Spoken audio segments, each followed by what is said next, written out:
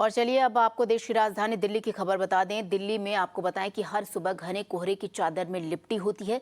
कई तरह के प्रतिबंधों और सख्त उपायों के बावजूद दिल्ली के कई इलाकों में प्रदूषण का स्तर अभी भी 400 AQI के पार है। आपको बता दें, जो ये बताने के लिए काफी है कि दिल्ली की हवा खतरनाक रूप से जहरीली है। जहां दिल्ली की ओवरऑल एयर क्वालिटी बेहद खराब श्रेणी में है, वहीं दिल्ली और नोएडा के कई इलाके खतरनाक जोन में है।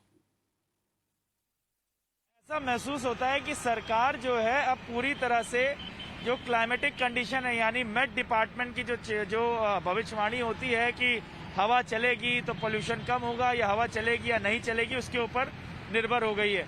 दिल्ली में पोल्यूशन का स्तर जो है वो हमें पता है कि पूरे साल पूरे 12 महीने रहता है और ठीक ठाक रहता है, क्योंकि व्हीकुलर मूवमेंट के कारण बहुत ज़्यादा पोल्यूशन रहता है। अपने जो डोमेस्टिक सोर्सेज है उनके कारण बहुत ज़्यादा पोल्यूशन है। कंस्ट्रक्शन एक्टिविटी 24 घंटे चलती रहती है।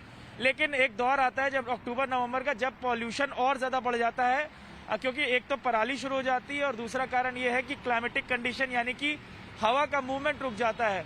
तो जब हवा का मूवमेंट रुकता है तो उसके कारण जो पोल्यूशन यहाँ क्रिएट होता है वो यहीं रह जाता है, बाहर नहीं जा पाता, यानी कहीं आसमान में नहीं जा पाता। तो इसीलिए ऐसा लग रहा है कि जो सरकार है जो भी कदम उठा रही है, कुछ एक तो कारगर साबित नहीं हो रहा, और उसके बाद अब जब कारगर साबित नहीं हो रहा तो अब सरकार ने हाथ खड़े कर दिए हैं। क्योंकि अगर कहा जाए तो दीपावली के 3 हफ्ते लगभग करीब बीत चुके हैं और दीपावली के बाद से पोल्यूशन का स्तर एक साथ अचानक से बढ़ा था, उसके बाद से कम अभी तक नहीं हो पाया। अगर हम कहें तो जो मॉडरेट कैटेगरी होती है या पुअर कैटेगरी होती है नहीं हो पाया, वेरी पुअर या सीवियर कैटेगरी में ही है। मैं एक बार आपको दिखाना चाहूँगा, नोएडा और दिल्ली और गाजियाबाद के बॉर्डर पे खड़ा हूँ। दिल्ली और गाजियाबाद के बॉर्डर, यहाँ आप देखिए गाड़ियाँ कितनी ज़्यादा है। नेशनल हाईवे 24 है, मेरठ की तरफ जाने वाली रोड है ये।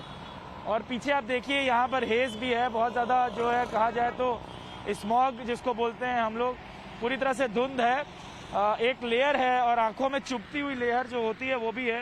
तो यानी कि जो दिल्ली के लोग हैं वो आज भी मतलब अभी भी फिलहाल पोल्यूशन से दो चार हो रहे हैं। और कुछ कदम जो उठाए गए हैं वो अगर देखा जाए तो दिल्ली में स्कूल बंद हैं लेकिन मंडे से खुल भी रहे हैं।